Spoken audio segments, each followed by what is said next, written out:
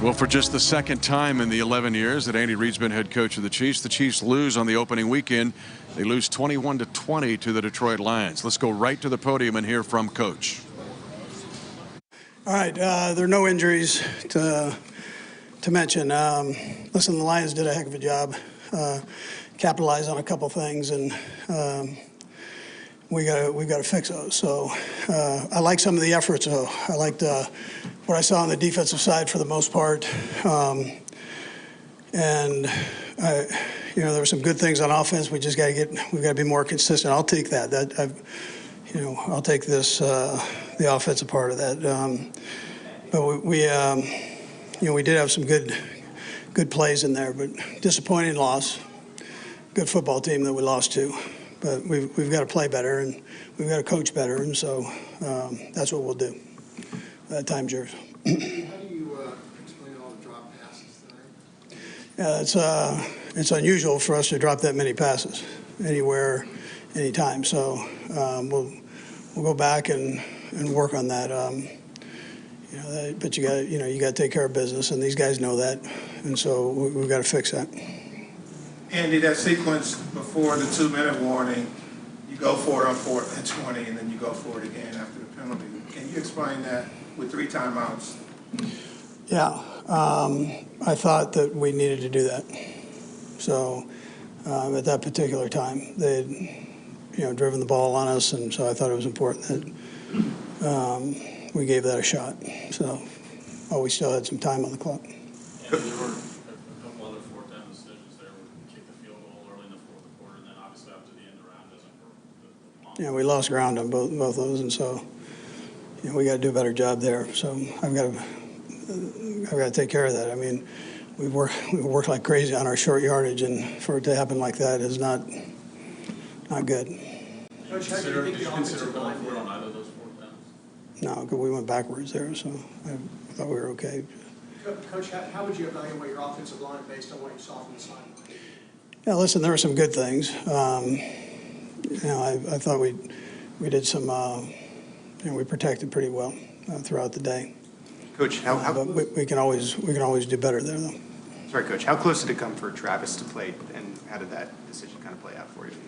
Yeah, it just wasn't feeling right, so I wasn't going to put him out there with that. And he was honest with me, and we talked, and so it just not enough time there. How big a factor do you think that was in the offensive struggles you were doing? Yeah, and I wouldn't no excuses at all. I mean, we've got guys that can play. We were right there to take care of business, and they got us on special teams and continue the drive. They got us on the tip ball. So I mean, listen, it's unusual for the guys that drop the ball to drop the ball. I mean, that's not what I've seen from them, and I wouldn't expect them to do that. So you do that, you take care of business there, and you'll be all right. Andy, how much did you change the game plan after? No, I didn't. We really didn't have to. I mean, we kept the game plan basically the same. They did a nice job of mixing their coverages and that, but I thought our guys handled it, fairly well. And just get back on that 4th and 25. What was the thinking of that play? What was the design? What were you hoping to happen? It was designed to complete the son of a gun. It didn't work that way, but I mean, we were trying to, the best we could to get a completion, keep things going. So.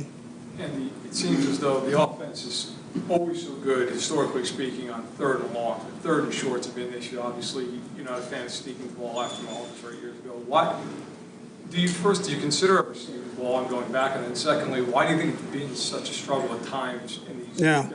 Yeah, well, we've worked hard on that, so we've got to get better. We weren't very good last year at it, and we spent a lot of time working on that, so we've got to keep going here and make sure we take care of it. But I'll take that.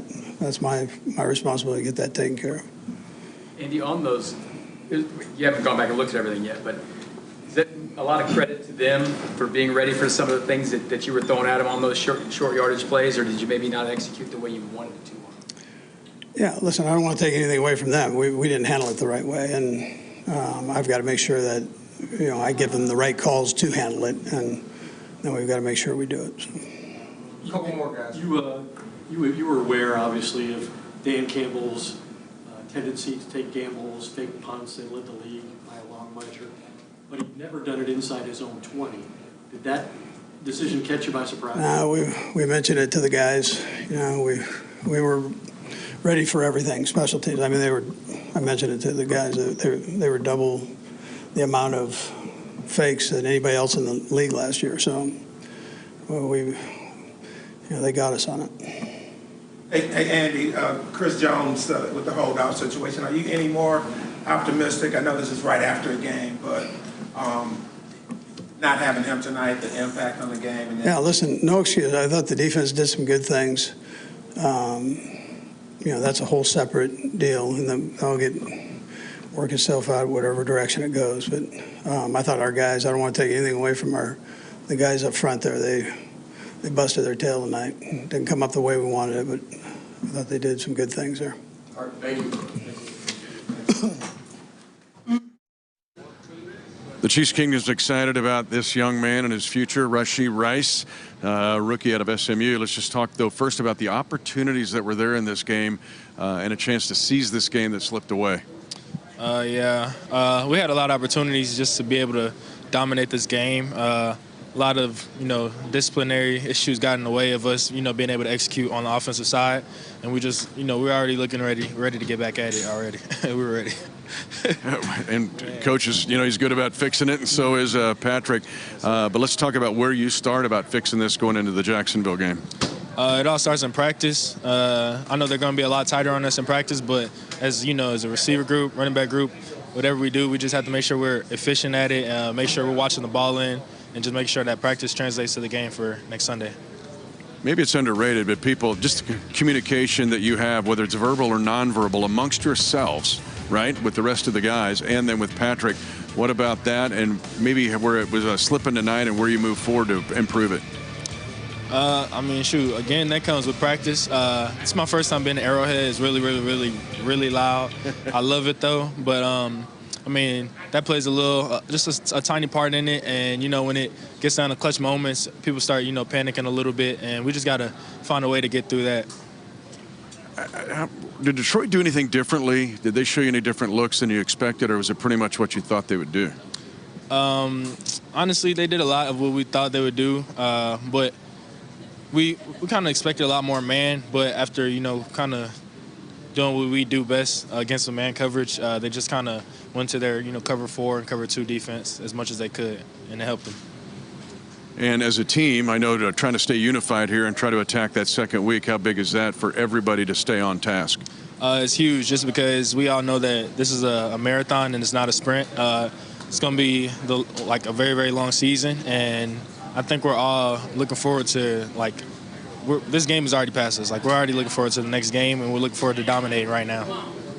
And how excited are you to go right back into practice this week and fix everything? I'm more than excited. I'm ready. I can't even explain it, to be honest with you. And it's Rashee Rice now, right? Rice. Yes, sir. Everybody's getting this right now in the Chiefs Kingdom. We're excited about you, though, brother. Yes, I'm excited and we're going to get after it against the Jacksonville Jaguars. Have trouble hold on to the ball, the drops. How do you try to keep them encouraged? I think they know that I'm gonna keep firing it, and so we'll try to get it fixed this next week and correct it going into the next game.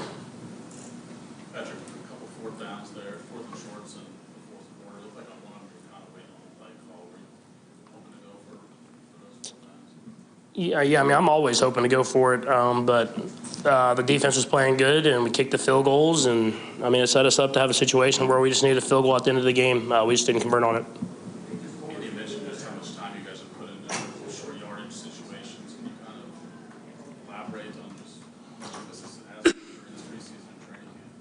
Yeah, we work on it. Every year. We've obviously emphasized it this last year after last year not converting at the rate that we wanted to. But obviously we got to keep working on it because we didn't convert in those situations today. No Travis Kelce. What kind of impact did that have on you? Yeah, you're losing one of the best, I think the best tight end of all time. But other guys got to step up. I mean, it's going to have an impact on the game, but other guys got to step up, and they're going to have to step up in moments because I'm sure there'll be times he gets doubled. And so just going to have to rely on these other guys that are young and talented to step up and make plays, and I believe that they will. Patrick, what was the disconnect you think with Sky? You targeted him a couple times, just couldn't get anything going. Yeah, and just miss. We didn't have that connection. We missed connections here and there. But something you have to continue to work on. Like I said, he's one of those guys that has a ton of talent that can make a lot of big plays happen. So we'll learn from it and try to be better next time. Hey, Patrick, how surprised were you to get the call that you guys were going to go for it on 4th and 20? I mean, it's a situation where you're going to have to get a stop regardless of 3 and out. Coach Reed decided to put the ball in my hands, and we were close to getting it. Obviously, it didn't work out, but you're going to get the 3 and out regardless either way, and it just didn't happen for us there. Patrick, Justin Reed used the term in the locker room, reality check. Did you have some sense of that from this game, or what's your biggest takeaway? I mean, it'll be good for the young guys to know that we're not going to just kind of walk in and win the game. You're going to have to play. You have to play good football. We're going to play every team's best shot. I've preached it to them all preseason, but they know now. And we're going to go to Jacksonville next week, and that's going to be a good football team. So hopefully, guys learn from it, get better, and this one loss isn't turning into 2. Hey, Patrick, I know it's just one game, but how embarrassing is this, given the fact that you guys unfurled the Super Bowl banner, national TV, starting a new season, and for it to end up like this? It's embarrassing for me to lose any time. Like I had said after the ring ceremony, I'd moved on to the next season. Obviously, it's cool for the fans to be able to see the banner and drop it at Arrowhead Stadium. But this is a whole new year, and I think I know that, and we're trying to win another Super Bowl, and this is obviously not the way we wanted to start. And so anytime I lose, I'm embarrassed, and so I'm gonna try to get better so I don't lose more as the season goes on. Patrick, was there a particular point not to watch the Super Bowl presentation out there because of what you just said? I didn't watch it. I think I was in the locker room, so it wasn't. I don't even know if I looked at the banner. So like I said, I've moved on. It's a new season. My goal wasn't to just win the Super Bowl and be done. Like, I'm trying to continue to do it every single year, and I think we got the team, but obviously we have a lot of places we have to get better. How much did it bother Trav that he just couldn't play tonight? I mean, y'all know Trav. He's kind of like, he's exactly like me. Like, I want to play. I want to be out there with the guys. He works extremely hard to be out there, and kind of a freak deal that he wasn't able to make it. So hopefully we'll try to rehab him with these extra days and get him going hopefully for next week. A couple more guys against Jacksonville. I mean, I'm not going to put anything past Trav. I mean, he was trying to play today. It just literally couldn't. I don't know if it was his decision. It was kind of the guys above knowing it's going to be a long season. Yeah, I mean, he's going to try. He'll do whatever he can to be out there, and hopefully he can clear all those doctors' tests and get out there on the football field. Hey, Patrick, what do you say to Kadarius Toney after a game where it could have swung a different way if he was involved in some of that? Yeah, I mean, I have trust in KT. He missed a lot of training camp. Obviously, he wanted to play and fought rehab hard so he could play. And stuff's not always going to go your way. Obviously, he would have wanted to catch a few of those in the game, but I've trusted that he's going to be that guy that I go to in those crucial moments, and he's going to make the catch and win us some seasons like he did last year. So we're going to continue to work him in, get him more and more reps, and I'm sure that those drops will kind of disappear. Last one, Blair. What's the message that needs to come out of that locker room? Got to be better. All right, thank you. A chance now to talk a little defense here with Trent McDuffie. First of all, I want to ask you about the strip play. That's huge, man. They're driving. You get it out at the 7, and Cook gets on it. What about that play? Man, I was just glad we got it. I mean, the defense talked all offseason about turnovers, and glad I was able to set the season off, and hopefully we get some more, definitely. And what about, there were just opportunities here to maybe take this game and seize it and couldn't happen. What, in your thoughts, as you review this game? Yeah, man, definitely some mistakes. Definitely stuff we got to clean up, and I think after the game, Coach Reed really hit it home, and it's just details and focus. I think when it comes back to just this overall game, losing by 1 point, it just goes back to the details, what you do on a day-to-day basis, and, man, the Lions got the better us than today, but we got to just keep pushing. But you got a bunch of 3 and outs in this game. I mean, you were getting stops. Yeah. When it was clicking tonight, what was happening? Man, this defense, I got to say, it's a scary defense. I mean, when we're gelling, we're unstoppable, and I think it's just the consistency we're going to have to keep.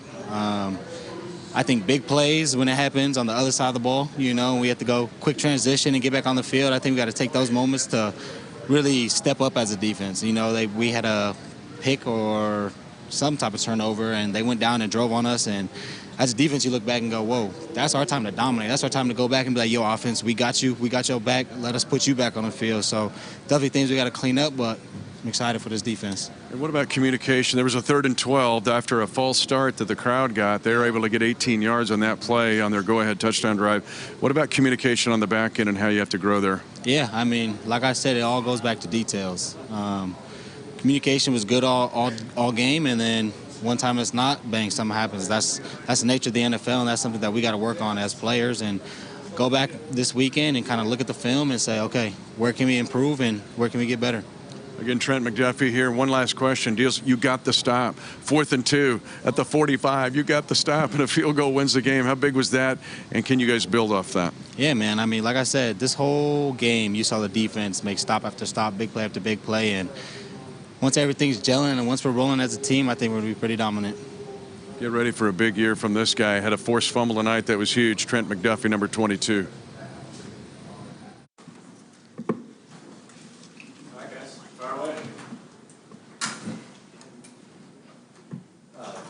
Defense gives up 14 points. There are a lot of questions coming in. How are you going to, be able to account for Chris Jones not being there? On balance, are you pretty happy with the way you guys played against an offense that was top 10 in the NFL last year? We lost a football game. So I think it's kind of where you measure yourself out, especially in this league. Games are won in inches in a couple situations throughout the stretch, and we just didn't execute good enough. You could kind of say gave up 14 points, good start and all that, but ultimately we lost a football game.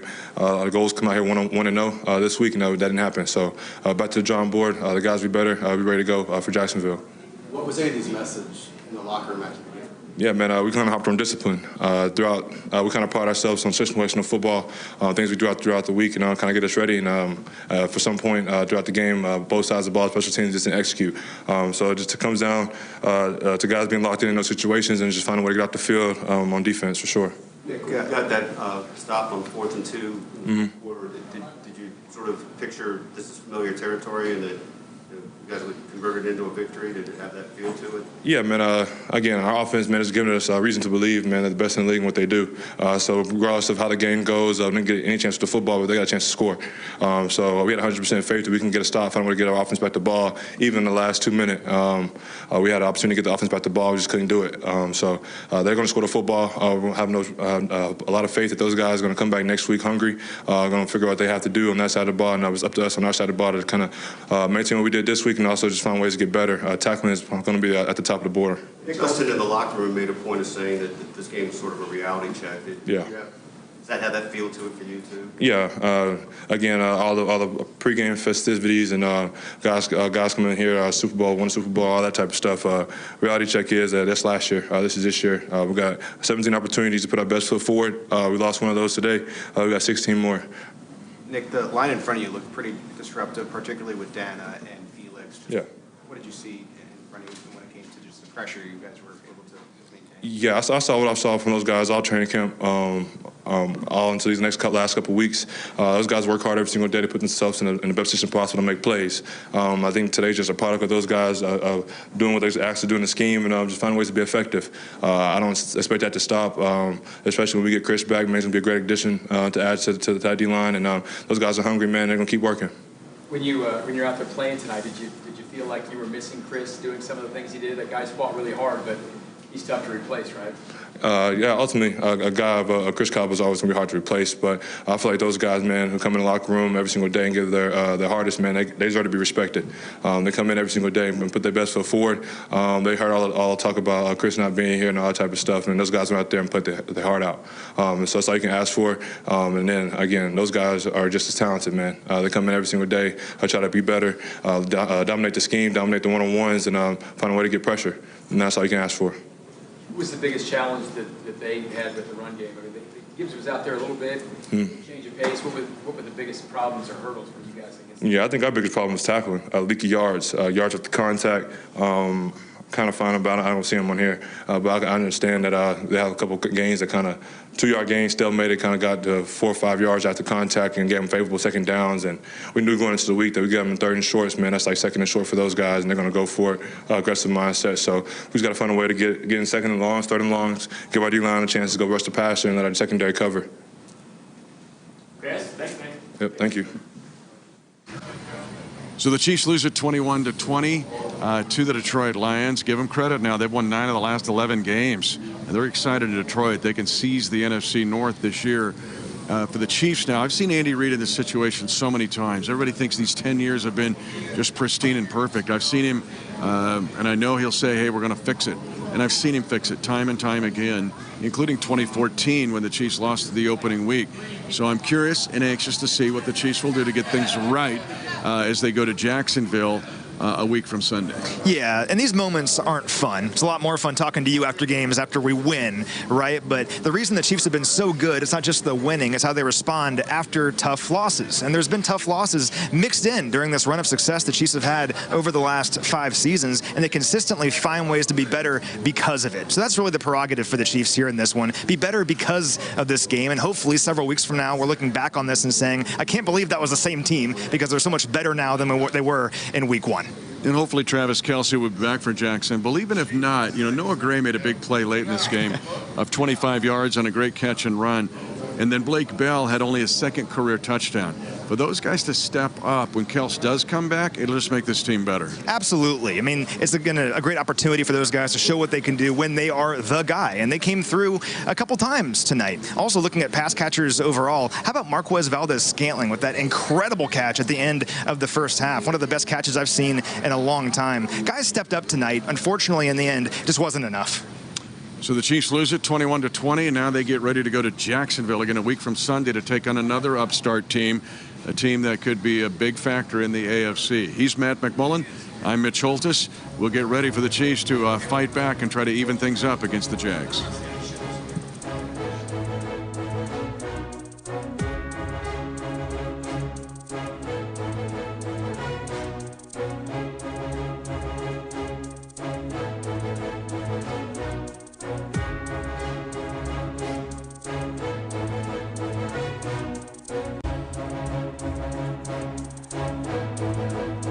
Chiefs Rewind is brought to you by Ford, the official car and truck of the Kansas City Chiefs, and by CommunityAmerica Credit Union, the official banking partner of the Kansas City Chiefs.